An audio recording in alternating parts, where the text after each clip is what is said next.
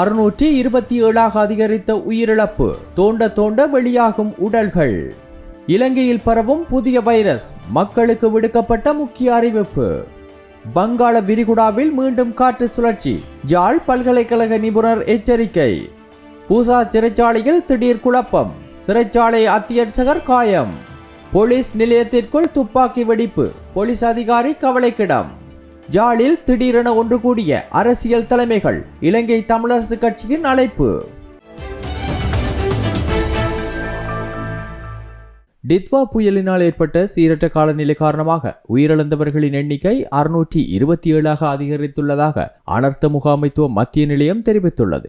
அனர்த்தங்களால் 190 பேர் காணாமல் போயுள்ளதாக அந்த நிலையம் வெளியிட்ட அறிக்கையில் குறிப்பிடப்பட்டுள்ளது. அனர்த்தத்தினால் கண்டி மாவட்டத்திலேயே அதிகளவான மரணங்கள் பதிவாகியுள்ளது. கண்டி மாவட்டத்தில் மாத்திரம் 232 மரணங்கள் பதிவாகியுள்ளதாக அனர்த்த முகாமைத்துவ நிலையம் தெரிவித்துள்ளது. அதற்கு அடுத்ததாக பதுளை மாவட்டத்தில் 90 மரணங்களும், நுவரெலியா மாவட்டத்தில் 89 மரணங்களும், குருநாகல் மாவட்டத்தில் 61 மரணங்களும் பதிவாகியுள்ளன. இதே நேரம் நிலவிய சீரற்ற வானிலையால் நாட்டின் 25 மாவட்டங்களும் பாதிக்கப்பட்டுள்ளதோடு 6,11,530 குடும்பங்களைச் சேர்ந்த 21,79,138 நபர்கள் பாதிக்கப்பட்டுள்ளனர். அவர்களில் 27,663 குடும்பங்களைச் சேர்ந்த 89,857 பேர் 956 பாதுகாப்பு முகாம்களில் தங்க வைக்கப்பட்டுள்ளதாக அனர்த்த முகாமைத்துவ நிலையம் தெரிவித்துள்ளது. 4,517 வீடுகள் முழுமையாகவும் 76,066 வீடுகள் பகுதியளவிலும் சேதமடைந்துள்ளதாக அந்த நிலையம் வெளியிட்டுள்ள அறிக்கையில் குறிப்பிடப்பட்டுள்ளது. பொதுமக்கள் கொதித்தாறிய நீரை மட்டுமே பருகுமாறு அரசாங்கம் மருத்துவ அதிகாரிகள் சங்கத்தின் ஊடக பேச்சாளர் வைத்தியர் சமல் விஜயசிங்க கோரிக்கை விடுத்துள்ளார். மழைக்காலம் முடிந்து வெளியேறுவதால் டெங்கு, எலிக்காய்ச்சல் போன்ற நோய்கள் பரவும் அபாயம் உள்ளதால் கொதித்தாறிய நீரை மட்டுமே பருகுமாறு கோரியுள்ளார். ஊடகவியலாளர் சந்திப்பு ஒன்றில் கலந்து கொண்ட போதே அவர் இதனை குறிப்பிட்டார். இதன் மூலம் வயிற்றுப்போக்கு போன்ற நீர் மூலம் பரவும் நோய்களை தடுக்க முடியும் என அவர் தெரிவித்துள்ளார். அத்துடன் சமீபத்திய அனர்த்த நிலைமை காரணமாக சில பகுதிகளில் தொற்று நோய் நிலைமை உருவாகும் அபாயம் உள்ளது. நாடு முழுவதும் ஒரு வகையான வைரஸ் காய்ச்சல் நிலைமை பரவி வந்த ஒரு காலகட்டத்தில்தான் இதனால் இந்த வைரஸ் நிலைமை மேலும் அதிகரிக்க வாய்ப்புள்ளது என்று வைத்தியர் குறிப்பிட்டார்.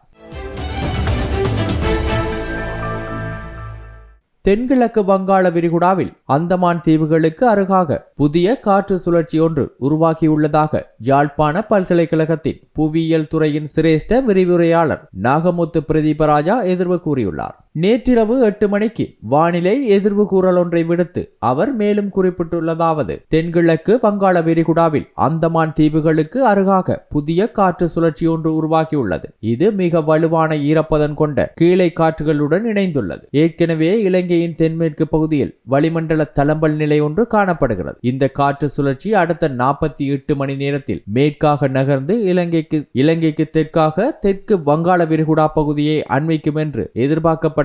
இதனால் ஏற்கனவே குறிப்பிட்டபடி எதிர்வரும் 9ஆம் திகதி முதல் 13ஆம் திகதி வரை இலங்கையின் பல பகுதிகளுக்கும் கனமான மழை கிடைக்கும் வாய்ப்புள்ளது. குறிப்பாக இலங்கையின் வடக்கு, கிழக்கு, மத்திய, தென், ஊவா, வடமேல், சப்ரகமுவ, மேல் மாகாணங்கள் கனமழையை பெறும் வாய்ப்புள்ளது. ஏற்கனவே இலங்கையின் பல பகுதிகளுக்கும் கனமழை கிடைத்து நிலம் தன்னுடைய நிரம்பல் நிலையை எட்டியுள்ளது. எனவே அந்த பிரதேசங்களில் தொடர்ச்சியாக 50 மில்லிமீட்டருக்கும் மேற்பட்ட மழை கிடைத்தால் அப்பகுதிகளில் வெள்ள நிலைமை ஏற்படும் வாய்ப்புண்டு. எனவே மேற்குறிப்பிட்ட 9ஆம் திகதி முதல் 13ஆம் திகதி வரை தாழ் நிலப்பகுதிகளில் உள்ள மக்கள் வெள்ள அனர்த்தம் தொடர்பில் அவதானமாக இருப்பது அவசியம். அத்தோடு மலையகத்தின் சில பகுதிகளில் இக்கனமழையினால் நிலச்சரிவுகள் ஏற்படலாம் எனவும் எதிர்பார்க்கப்படுகிறது. எனவே அன்புக்குரிய இலங்கை மக்கள் அனைவரும் எதிர்வரும் 9ஆம் திகதி முதல் 13ஆம் திகதி வரை கனமழை மற்றும் அதோடு இணைந்த மண் சரிவு போன்ற நிகழ்வுகள் தொடர்பில் அவதானமாக இருப்பது அவசியம். துறைசார் அதிகாரிகள் இது தொடர்பாக ஆராய்ந்து உரிய திணைக்களகங்களின் ஆலோசனைகளின் அடிப்படையில் மக்களை விழிப்பூட்டுவது சிறந்தது. குறிப்பாக மத்திய, ஊவா,